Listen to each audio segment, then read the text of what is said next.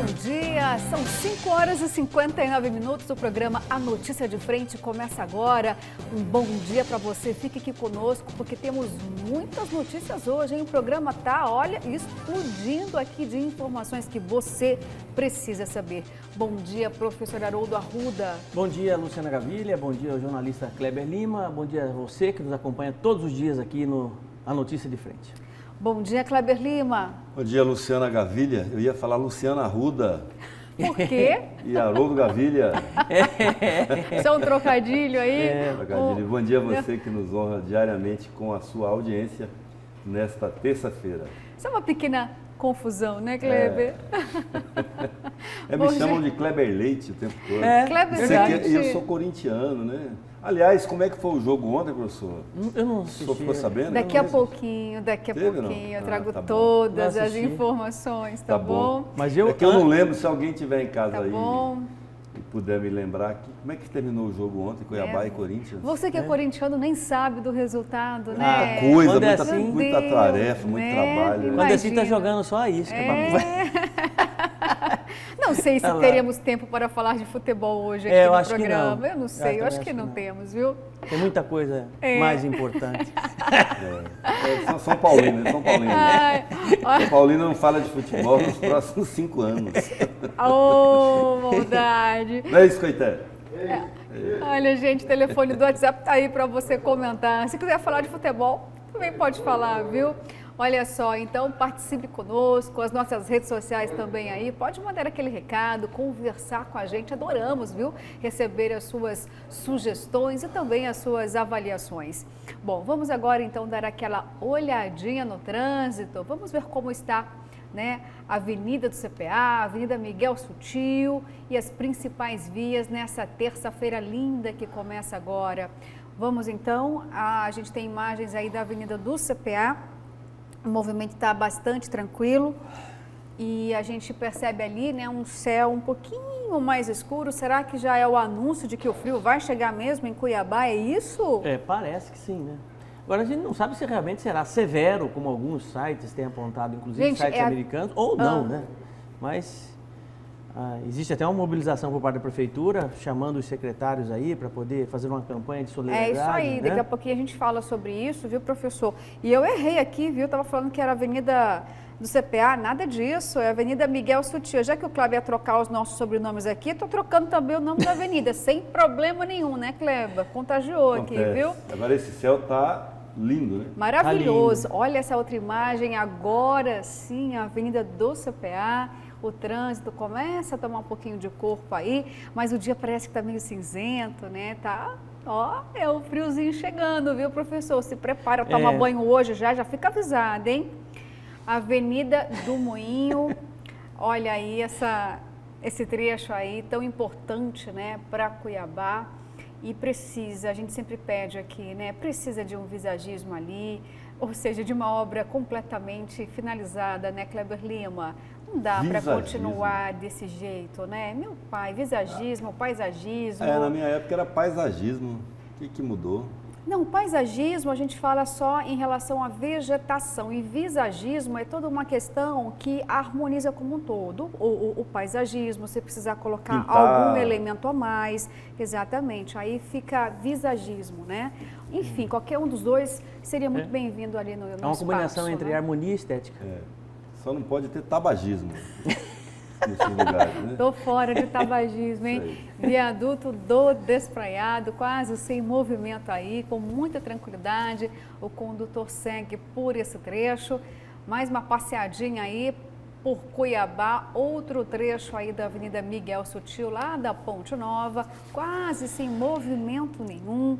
Segue aí com toda tranquilidade o condutor, né? Nesta terça-feira são 6 horas e 4 minutinhos. Mais algum outro trecho aí nós temos aí?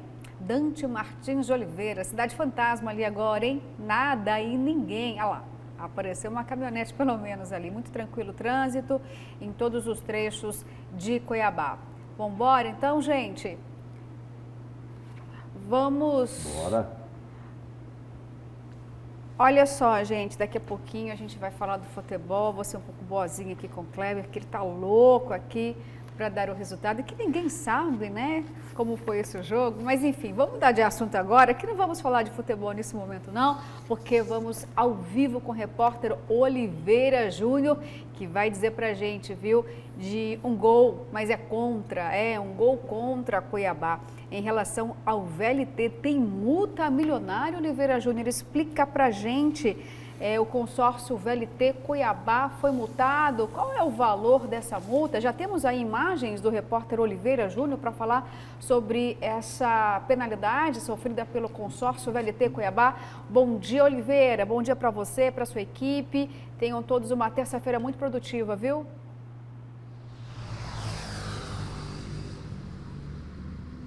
Bom dia, Luciana. Bom dia, professor Haroldo. Bom dia, Kleber Lima. Estamos aqui a exatamente 200 metros do viaduto do Cristo Rei, de Várzea Grande, na Avenida da FEB. E aqui, exatamente onde os trilhos do veículo leve sobre trilhos, o VLT, pararam. A obra veio até aqui.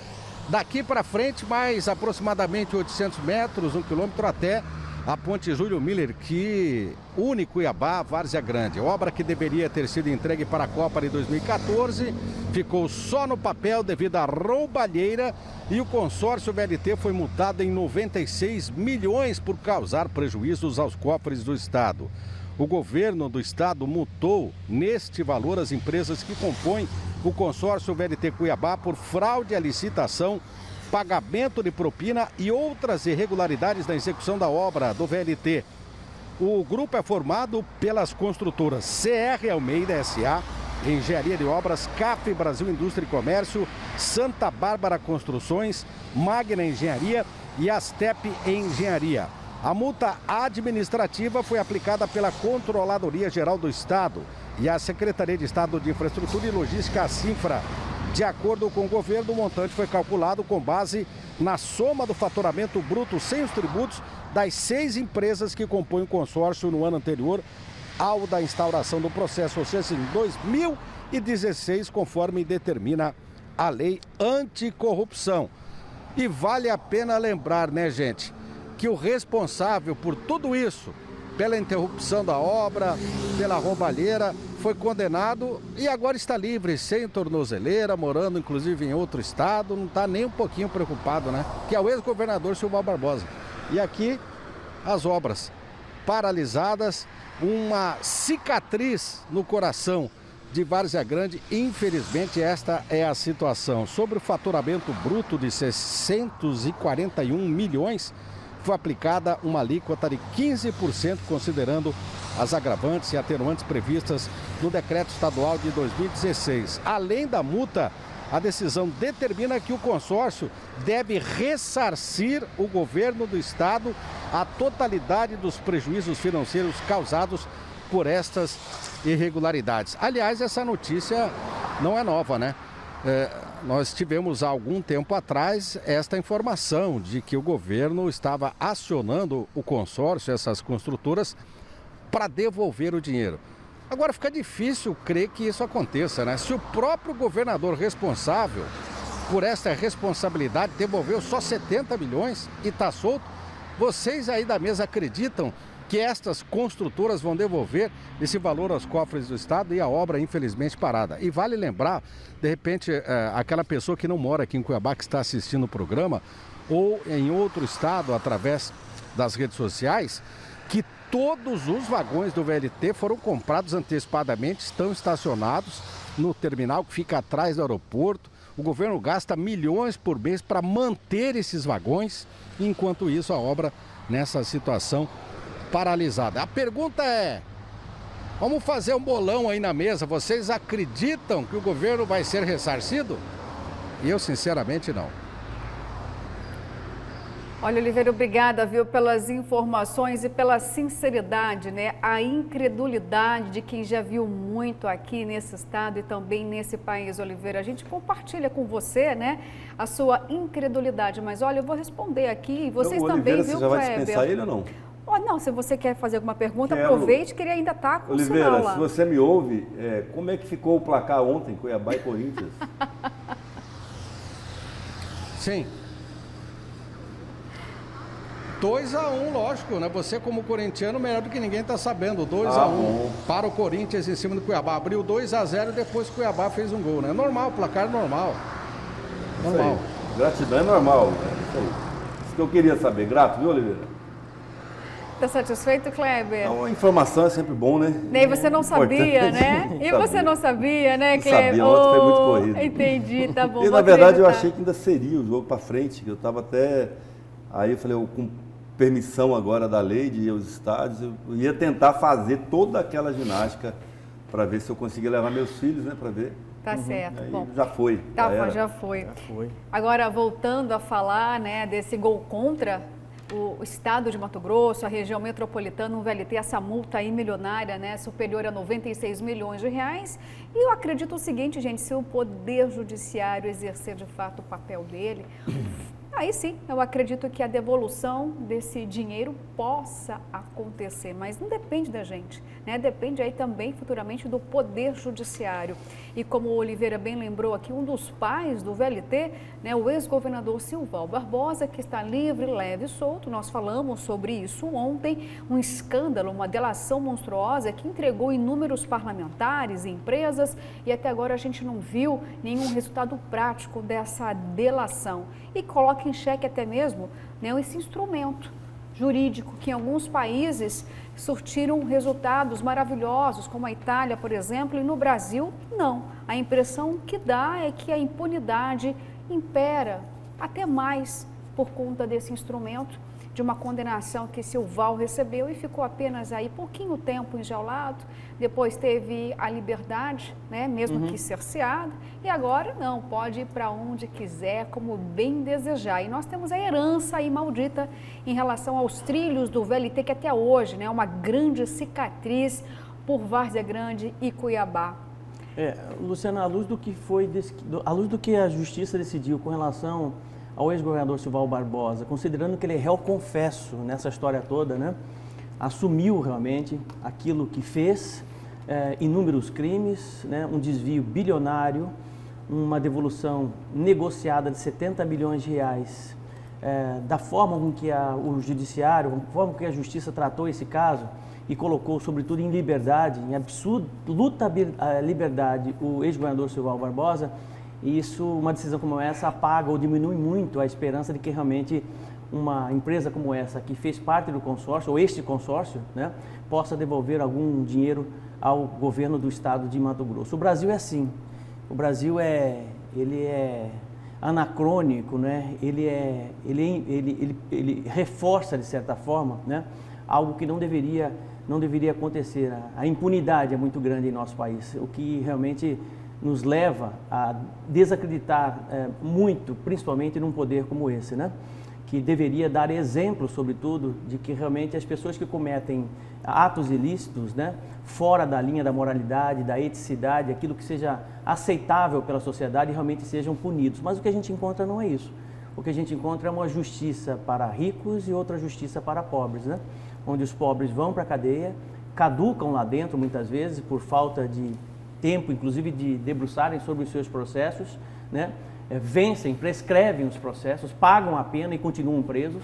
E aqui não, aqui o sujeito que desvia bilhões de reais, sabe-se lá de onde vem o dinheiro, e com esse mesmo dinheiro que ele desvia, ele paga bons advogados, porque não se precisa provar a licitude desse dinheiro, né? E ele acaba impune. Isso sim é um tapa na cara do cidadão honesto e íntegro que pensa e acredita realmente que o país pode estar no caminho correto, né? O que é simplesmente lamentável. Kleber Lima, um tapa na cara ou de fato é algo bem pior do que isso? Vamos dizer que, como chama em um ringue, nocaute contra a população? Acho que aí é um chute no saco mesmo, é abaixo da linha de cintura, né? É um golpe legal que é dado. E eu só quero fazer uma digressão, voltar um pouquinho no tempo aqui com os nossos telespectadores, para a gente tentar lembrar um pouco o que era o governo de Silval Barbosa. Eu tenho uma alegoria que eu faço em relação ao governo de Silval Barbosa, e eu tive a oportunidade um dia de dizer isso a ele, que era o seguinte: o governo de Silval Barbosa se transformou numa guerra de morro. Viu? Se a gente vê na televisão, a guerra do morro lá no Rio de Janeiro. Várias quadrilhas se instalaram no governo para fazer uma triste competição, professor. Sabe de quê, Luciana? Para ver quem roubava mais do Estado, do governo, por extensão do contribuinte, porque o Estado é uma ficção. O que existe de fato é o contribuinte, é o povo, é quem paga a conta. Então você tinha o núcleo, o próprio gabinete do governador, e aí quando o governador entra na disputa para ver quem rouba mais, você perde o controle, porque todo mundo rouba. Aí se o chefe maior está roubando, o guardador de carro rouba, o cara do cafezinho rouba, todo mundo quer um pedaço, porque está vendo que está uma festa aquele negócio, né? Então você tinha o gabinete do governador, que envolveu a família toda, esposa, filhos, foi uma tragédia isso, assim, um negócio muito triste para todo mundo que assistiu. Você tinha um secretário que tinha... eu morro de medo quando alguém fala super secretário, eu falei, estou traumatizado, que era o super secretário, Éder Moraes, secretário de Fazenda, secretário de Casa Civil, presidente secretário da Secopa, era tudo, era quem decidia tudo. Você tinha uma outra quadrilha liderada pelo presidente da Assembleia Legislativa, que era o então deputado Zé Rivas. Você tinha uma acusação que um dos irmãos, ou o irmão, eu não sei se ele tem mais de um, do governador, liderava outra quadrilha com um grupo de empresários, de empreiteiras, que inclusive algumas dessas obras que a gente cita aqui todos os dias, que está com problema, seria desse outro núcleo. Então essas diversas quadrilhas se disputavam para ver quem roubava mais o Estado. O VLT nasce disso. Todas essas obras, porque todo mundo inventava obra para poder roubar. Não era para fazer, não era para atender. Eu pergunto até hoje qual a necessidade daquele Hot Wheels ali em frente à Secretaria de Fazenda. Qual a necessidade? Pelo preço que aquilo custou, se não haveria inúmeras outras alternativas viárias para resolver o problema de trânsito ali, que de fato existe um problema ali, mas sem precisar daquele mastrodonte ali, né? Porque era preciso criar a obra para ter aonde roubar. Era simples a lógica daquele governo. Conclusão, foi denunciado. E tem um detalhe que é importante que a gente não pode esquecer. Os políticos da época se aproveitaram da euforia da população com a Copa do Mundo, com todo mundo meio iludido, para criar um estado de unanimidade. É por isso que quando as pessoas falam que toda unanimidade é burra, é esse o significado. Porque todo mundo que ousava discordar de alguma coisa, eu lembro até hoje, já falamos disso aqui, eu lembro que numa primeira assembleia, audiência pública, que houve na Assembleia Legislativa para discutir o modal de transporte entre VLT e BRT, duas pessoas, professor e Luciana, se colocaram, ergueram, não foram, nem disseram que era contra. Só falaram, olha, será que o BRT não é melhor, não é mais apropriado para a nossa realidade, não é mais barato e é suficiente? Carlos Brito, que era deputado na época, suplente, e o hoje procurador de Justiça, Domingos Sávio, que era promotor na época. Foram execrados, todo mundo que se erguia a voz para questionar era acusado como inimigo de Cuiabá. Né? E aí deu no que deu, a gente teve o presidente, tudo bem, o presidente da Assembleia e o governador acabaram presos, mas ficaram muito pouco tempo. E com um instituto, que eu acho que essa que é a grande discussão que a gente faz hoje, da delação premiada, depois se estabeleceu-se uma outra disputa entre o presidente da Assembleia e o governador. Veja bem o que eu vou falar, professor. Os dois disputando para ver quem que era o líder do bando. Porque até então, delação premiada. A delação só permitia você delatar para cima. Eu preciso entregar alguém acima de mim. E tem um detalhe importantíssimo nessa sua análise, que eu acho que você não se lembra. Você se lembra quando a Polícia Federal bateu na casa do ex-governador Silval Barbosa, que vazou um áudio dele conversando com o ministro Gilmar Mendes? Lembro sim. Lembra disso? Lembro sim. Que o Gilmar Mendes, ele falava assim, ministro, o senhor acredita que eu estou aqui em casa? A Polícia Federal veio na minha casa. Aí o ministro respondia, que horror, que absurdo. Como é que pode uma ação dessa, entendeu? Menosprezando e... Era algo inacreditável para todo mundo, principalmente para eles. A sensação da impunidade, a convicção, né? Convicção. Não era sensação, era convicção da impunidade. Convicção. E teve um fato que foi muito simbólico para mim, no dia que ele foi preso pela primeira vez, que foi um homônimo do Silval Barbosa, um cidadão do povo, um homem do povo, chamado Silval. Silval. Não sabia disso. Foi lá para a esquina da Polícia Federal e soltou foguete para comemorar. E aquilo ali, para mim, é um ícone da reação da sociedade naquele momento. Agora, trocando em miúdos, isso hoje, a Luciana falou, é o que eu penso em relação a isso hoje. Multa administrativa como essa que dá ao governo agora não serve para nada. tem menos valor que papel higiênico, se é que você me entende aí de casa. Porque nós precisamos resolver o impasse judicial. As empresas, inclusive, vão alegar, olha, eu não terminei a obra porque a obra está embargada, não depende de mim. E outras tentativas de retomar essas obras já foram feitas e não avança porque o Ministério Público não admite nenhum tipo de composição amigável, porque parte do princípio que assim, eu não vou fazer acordo com quem confessou que roubou o erário, e a Justiça não decide. Enquanto isso, já se foram quantos anos? Governo Silval de 2010, nós estamos em 2021. Enquanto isso, o dinheiro que foi roubado está onde nesse momento? Está sendo gasto com aumentando. Está aumentando. Essas pessoas precisam trabalhar hoje. Está rendendo, está crescendo rendendo. Na conta de particulares. Pois é, na conta de particulares. Porque o que foi devolvido até agora é insignificante. Uma fila indiana, né? Na conta de uma fila indiana. Lembra daquela fila indiana? Aquele dinheiro pago aos parlamentares. Saiu de onde, minha gente? Eles conseguiram recuperar, salvo engano, 250 milhões de reais, 70 milhões do Silval, mais um quebradinho. Centavo, né? 250 milhões em cima de um patrimônio e muito pouco dinheiro, né? Professor, eu mesmo que hoje eu tirar um centavo do meu bolso eu não vou falar quem para devolver. Eu não vou falar quem é para não ficar chato, porque hoje ele tem uma posição privilegiada, uma posição importantíssima política no estado do Mato Grosso. Eu perguntei para ele uma vez, falei assim, como que pode um negócio desse, rapaz? O cara ser solto, agora recentemente, né? O cara desviou R$1 bilhão. Eu falei, não, professor, R$1 bilhão está aí, olha quanta obra tem aí em Mato Grosso, entendeu? R$1 bilhão está aí. É 1.200, né? O que ele quer dizer é que o valor total das obras da Copa é 1 bilhão e 200. Acho que até um raciocínio razoável. Mas quanto que foi então o prejuízo? Quanto que foi o prejuízo? Quanto que foi? Mas não fala. Né? Olha, e os desastres, ou não teve prejuízo? E os desastres. Só falta dizer que a culpa foi nossa. Né? A culpa foi nossa. Olha, minha gente, os desastres... E de certa forma foi também. É isso que eu quero chegar. De certa forma foi. O delírio coletivo que se criou em Mato Grosso, todo mundo batendo palma para aquilo. Não, eu quero VLT. Mas foi vendido dessa forma, né? Sim, tudo bem, mas aí é que está. Nós também precisamos acordar. Tem um ditado que os antigos falavam que é muito simples para a gente entender isso. Sair da caverna. Quando a esmola é grande, completa para mim, Luciano. Quando a esmola é muita, o santo desconfia, o santo desconfia. Agora... Não tem almoço de graça, professor. Sim, alguém está pagando. Mas eu me lembro muito bem a forma com que... Até o Dor, sim, você lembra? O Riva, como pai do VLT. Lembra disso, né? Sim. Aquela foto emblemática dos 4 lá na frente do VLT. Já falei ali, escapou um, né? E bem escapado, que foi parar no Tribunal de Contas, né? Entendeu? Bem escapado. Escapou, né? E aí a sociedade realmente, né, sempre acreditou nessa possibilidade. Agora, eu particularmente acredito, Kleber, que se não houvesse essa corrupção toda, nós teríamos VLT. Né? Se não houvesse essa corrupção que nós presenciamos hoje, esse desvio todo, nós teríamos o VLT. Foi projetado para roubar, roubaram muito, isso é fato, né? Mas eu acho que teria sido viabilizado o VLT. O grande erro nessa história toda foi comprar todos os vagões antes mesmo de se ter o trilho. E o pior de tudo é o seguinte, todos os órgãos de fiscalização foram coniventes com isso, Tribunal de Contas, Ministério Público, né? Todo mundo conivente com isso. Assembleia. Tinha uma comitiva, olha que coisa absurda, tinha uma comitiva liderada pelo atual prefeito, Emanuel Pinheiro, que era fiscalizadora das obras da Copa. Olha que coisa, entendeu? Mas olha, e ninguém falou nada. Tem uma boa notícia para vocês, senhores. Vocês não estão sabendo quem vai resolver isso tudo? A Câmara de Vereadores com plebiscito. Vocês esqueceram que agora vai ter um plebiscito? Tô achando que a conversa era séria. também. Não, é piada.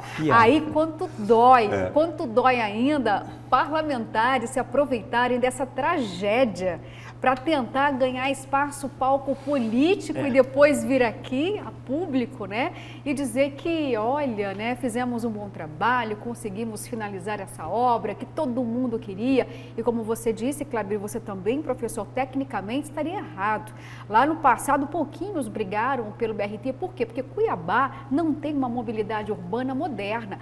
Era preciso começar de onde, gente? Do começo, BRT, para depois sustentar as linhas do VLT. Não temos nem VLT nem BRT. É porque o VLT ele é alimentado, né? Ele tem que ser alimentado. A gente não tinha, professor, o que precisava ter sido feito anteriormente, Kleber Lima. Não, o BRT teria resolvido e bem o nosso problema. E bem. E muito mais barato, muito mais rápido, estaria aí. Talvez, num futuro, a gente pudesse sonhar e realizar o VLT, mas não era realidade nossa naquele momento. Mas era bonito. Esse era o sonho que vendia. Era moderno, né? Nós mostramos aqui no ecologicamente início, correto. O Oliveira... E isso ainda é, né? Ainda é. O Oliveira falando, a gente mostrou umas imagens aqui do BRT rodando, né? Aí para quem não morou direito na jogada, falou, mas cadê o velho? Eu falei, não, aquilo era um teste, né? Era um teste que se fazia, se puder mostrar de novo aí, Verônica. Aí ele fez um teste, acho que ele rodou, saiu ali do aeroporto, veio até o terminal e depois deu ré, né? Aí, olha aí que bonito. É lindo. Olha aí que lindo. É bonito. Não dá para dizer que é feio, né? Mas é o seguinte, você tem dinheiro para comprar? O que acontece é o seguinte, eu acho que o governo do estado perdeu boas oportunidades para viabilizar o VLT aqui no estado do Mato Grosso, assim como fizeram alguns outros estados. Foram junto ao ministro das cidades e conseguiram aporte financeiro, uma mobilização por parte dos representantes federais, deputados federais e senadores, para conseguir um dinheiro de chegada. E conseguiram, alguns VLTs foram terminados no Brasil por conta exatamente desse aporte, né? O outro caminho também é que não houve nenhuma tentativa por parte do atual governo de se viabilizar por meio de uma parceria público-privada. Não houve. Né? Buscar empresas americanas, chinesas... Teve até, né? Entendeu? Interessadas, sabe? Então, eu acredito que houve... Não dava para roubar daí, né, professor? Não dá para roubar. Olha, exatamente. E a gente tem algo... Né? Vendo o VLT aqui agora, eu lembrei de uma música aqui, do Limpa Banco, de Miguel lá de Santo Antônio, porque ele não anda para trás, né, o VLT, né? Qualquer lado que ele vai, frente, né? Ele tem duas frentes, igual cobra de duas cabeças. A música que eu lembrei, lá de Santo Antônio, assim, a minhoca falou pro minhoca, você veio do lado dela. Oh, Deus. Não, tanto faz. Algo que é importante a gente sempre lembrar aqui, que essas obras inacabadas e com essa beleza toda desse processo aqui de pagamento de propina, de fraude à licitação, tem algo que se esconde por trás disso tudo e eu jamais vou esquecer, professor Kleber, eu acompanhava a entrega dessas obras por parte do governador Silval Barbosa e tinha algo que era proibido perguntar durante a coletiva de imprensa. E é claro que o repórter pergunta, mesmo que desagrade, né, o gestor, porque é o nosso dever trazer as informações. E eu sempre perguntava, porque eu estava muito sensível com a questão da saúde.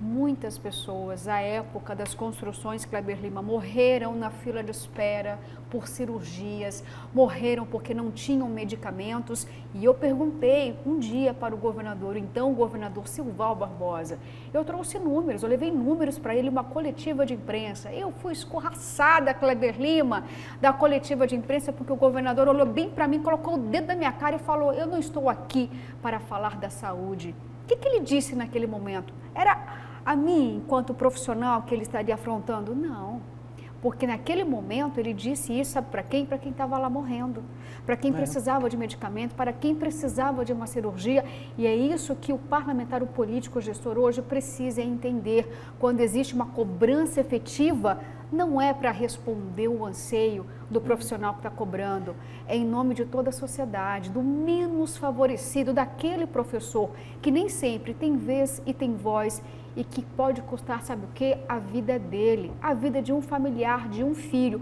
A corrupção faz isso, ela mata. E continua larga matando. Escala, mata mais que pandemia. Sim, e continua matando, porque só a manutenção, só parados esses VLTs gastam milhões por mês. Gastam milhões. Imagine isso ajudando as 500 pessoas que estão na fila lá, do ossinho lá, que estão passando fome aqui no estado do Mato Grosso. 100 mil famílias passando fome e você tendo que gastar 1 milhão, 2 milhões, sei lá quantos milhões por mês para deixar parado o VLT. Converta isso em ação social para você ver o quanto que não ajuda. Está entendendo? Quer dizer, então é difícil, né? Olha, gente, quem está querendo comentar também sobre o VLT, porque fica indignado e a gente entende, tem que se indignar mesmo. É você aí, ó, que está assistindo a gente. Chegou o momento, então, de ler a sua mensagem. Vamos lá, viu? Bom dia, os grandes culpados são Zé Riva, Guilherme Maluf, Silval, Sérgio Ricardo, Mané do Paletó, Éder Moraes, entre outros, porque os incompetentes não deixam para o ministro Tarcísio Freitas da Infraestrutura terminar o VLT. Essa é a minha opinião. Naldo de Cuiabá. Obrigada, Naldo. Bom dia, bancada. Quanto aos comentários sobre as obras da Copa e principalmente o VLT, parabéns. Agora, peço que me apontem um político, único político ético e honesto. São capazes? É o Ivan do Cochipó. Vamos ver se a gente consegue lembrar, viu? Olha aí, a gente sempre fala desse assunto e sempre tem quem manda essa foto aí para nós. Kleber Lima, professor Haroldo, pode trazer aí nominalmente né, a presença dos ilustres nessa imagem. José Pois é. Riva, Silval Barbosa, Sérgio Ricardo, Éder Moraes, Guilherme Maluf. Está um pouco diferente aqui, é ele? Estou com Os dúvida. paletós me prestou de alguém ali, né? Tá maior. Está diferente. Olha só, bom Na dia, pressa bancada. para ir ver o VLT. É. Apanhou qualquer roupa que achou. Bom dia, bancada. Mas depois que aconteceu com o ex-presidente, ex-presidiário, e agora é possível ser um candidato a presidente do nosso Brasil, nós não podemos esperar mais nada deste judiciário. Eduvaldo aqui, Carlos lá de Várzea Grande. Bom dia, bancada. E se sair candidato, o povo ainda vota. Está falando em relação ao Silval Barbosa nesse momento, viu? Que se ele sair candidato, o povo vai lá e vai votar no Silval Concordo com ainda, hein? esse telespectador. Concordo também, é. Exatamente, olha só, e você pode continuar aqui participando conosco, porque adoramos, viu, as suas mensagens. E vamos agora lá para o Palácio Paiaguás, porque ontem teve uma coletiva de imprensa e o governador de Mato Grosso tem uma agenda hoje, viu? O governador Mauro Mendes pode estar diretamente indo já para Brasília, que ele vai ter um tete-a-tete lá com o presidente Jair Bolsonaro. E também o gestor falou sobre o líder dele na Assembleia Legislativa, Dilmar Dal Bosque, que o deputado está sendo investigado aí na Operação Rota Final. Vamos então ver as declarações de Mauro Mendes. Com relação à visita do presidente, nós vamos lá para falar de infraestrutura. Nós temos um 58 que está parada, 242 que está parada, 080 está parada, 174 está parada. Então são importantes BRs, rodovias federais dentro do Mato Grosso e que elas não estão andando. Então, isso nos preocupa muito. O governo do Estado está fazendo importantíssimos investimentos, nós vamos conseguir fazer, está no nosso planejamento e está andando muito bem. Nós vamos conseguir fazer até o final do ano que vem 2.500 quilômetros de rodovias. Agora, as rodovias federais, elas são eixos estruturantes com as quais nós precisamos nos ligar. Por exemplo, vou dar um exemplo. Lá, nós estamos asfaltando de Aripuanã até a BR-174. Mas a BR-174 está lá de chão. Quer dizer, então, nós estamos avançando bem na infraestrutura, né, das nossas rodovias, né, rodovias estruturantes, inclusive. A 140, daqui, quando ela ficar pronta, vamos dar ordem de serviço agora, provavelmente essa semana ou na outra, né, do restante dela, porque é uma parte que já estamos terminando, para asfaltar 100% a 140, vai sair de Sorriso, chegar a Rondonópolis e passar pelo 63, economizando 200 quilômetros nesse trajeto. Olha que importante rodovia. Em vez de você vir controlando aqui, passando por Cuiabá, você vai aqui para o Planalto da Serra, para Natinga, passa em Primavera, chega em Rondonópolis, e se economiza quase 200 quilômetros. Não, são rodovias. Então nós vamos dialogar com o presidente basicamente sobre infraestrutura. Nós estamos muito tranquilos com relação a isso, né? Nós não temos nenhuma dúvida com relação ao êxito, né, desse relacionamento, né, e que é assim que nós vamos continuar até o último dia do nosso mandato, respeitando o parlamento, divergindo de vez em quando deles, aceitando na naturalidade as divergências, fazendo aquilo que é correto. Eu nunca mandei para lá nada que não fosse correto, nada que fosse para beneficiar A, B ou C. Então, nós estamos assim muito tranquilos, muito satisfeitos. Em relação ao Dilmar, né, por enquanto o governo está analisando esses aspectos. Eu tenho dito e repito aqui, ele, como parlamentar, no nosso mandato, tem agido de forma íntegra, correta, nunca pediu nada de errado, nós nunca oferecemos a ele nada de errado. A nossa relação é muito correta. Se houve, né, algo no passado que está sendo objeto, lá em tempos remotos, não da nossa administração, objeto de uma investigação, né, pelo Ministério Público, de uma análise pelo Judiciário, ele vai ter que responder certamente por isso, como qualquer um tem que responder. Né? Não podemos condená-lo antes da hora. Quem poderá condená-lo é a análise do Judiciário. Eu já tive o meu nome lançado pelo Ministério Público com dúvidas, né? E depois de algum tempo, o próprio Ministério Público Federal reconheceu, a Polícia Federal reconheceu e o juiz reconheceu que aquela dúvida estava completamente equivocada. Então, senhores, eu não vou condenar ninguém antes que essa condenação ocorra. Isso vale para qualquer um. A gente viu a agenda que Mauro Mendes tem com o presidente Jair Bolsonaro, justamente para cobrar mais infraestrutura, a finalização de obras importantes, professor, nas BRs. Por quê? Porque o estado de Mato Grosso está avançando com as obras em inúmeras MTs e aí precisa que o governo federal termine obras também já iniciadas, mas das obras que são de competência do ente federal, para andar juntos aí. E também, Kleber Lima, professor, né, a gente viu aí o governador ainda passando a mão na cabeça do líder dele na Assembleia Legislativa, o deputado Gilmar Dal Bosco, porque existe uma cobrança, né? Todo mundo pergunta para o governador, mas e aí?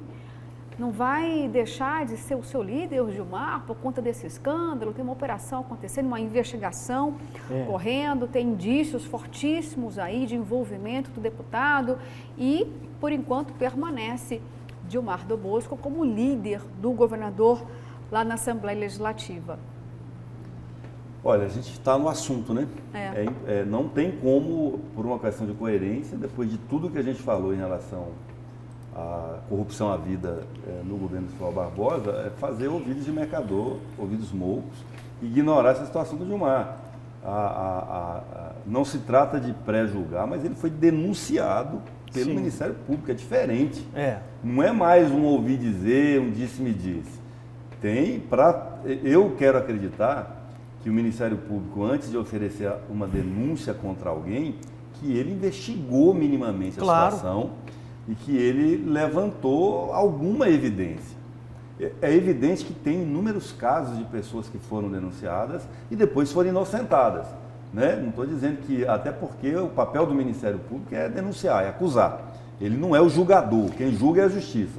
Agora, se existe a denúncia, se existe a suspeita, eu penso que o ideal, até para a própria defesa do deputado, era ele se afastar da liderança e priorizar a sua defesa. Vai cuidar da sua defesa, a hora que terminar isso aí, o senhor volta e esfrega na cara de todo mundo, está aqui, eu limpo. Eu ia fazer exatamente essa, estava na minha cabeça, esperando só você terminar para ouvir de você exatamente esse ponto que eu acho que é importantíssimo, Kleber, né? Porque assim, você pode evitar uma série de coisas. Uma vez que você ouve a denúncia, não tem problema, né? Você se afasta como deputado, como federal, estadual, senador, secretário de Estado, se afasta, prova a sua inocência, né? E esfrega na cara do povo que te acusou, né? Mostrando que realmente você é inocente. Eu particularmente acho, e existem denúncias muito mais pesadas do que essa, que simplesmente o sujeito continua numa boa, tranquilo, entendeu? E deixa jogando a favor da justiça aí, da morosidade, né? Da justiça, né? E aí isso cria o quê? Aumenta a sensação de impunidade. Então, assim, as Cada pessoas vez mais deixam de acreditar nos mecanismos do Estado para poder fazer justiça. Esse é o grande problema que leva a sociedade a ficar também frustrada e também ela a reproduzir esses comportamentos. Se todo mundo faz, por que eu não vou fazer? É difícil você, na dimensão ética, exigir do contribuinte, por exemplo, que tem que pagar imposto, quando ele faz um esforço para sonegar, que ele não pode sonegar. Por quê? Fala, mas o dinheiro que eu pago vocês roubam. Né? É difícil, eu não estou dizendo que justifica. Eu já falei isso aqui uma vez e vou repetir. Eu acho que eu, assim, tento fazer isso na minha vida. O certo é o certo, ainda que ninguém esteja fazendo, e o errado é o errado, ainda que todos estejam fazendo. Então a gente precisa ter essa referência, né, de certo e errado para poder andar direito na vida, né? Mas é difícil quando ninguém faz. Tá certo, gente. Daqui a pouco nós vamos ter outros assuntos aqui polêmicos, viu? Vamos para um rápido intervalo, mas voltamos daqui a pouquinho.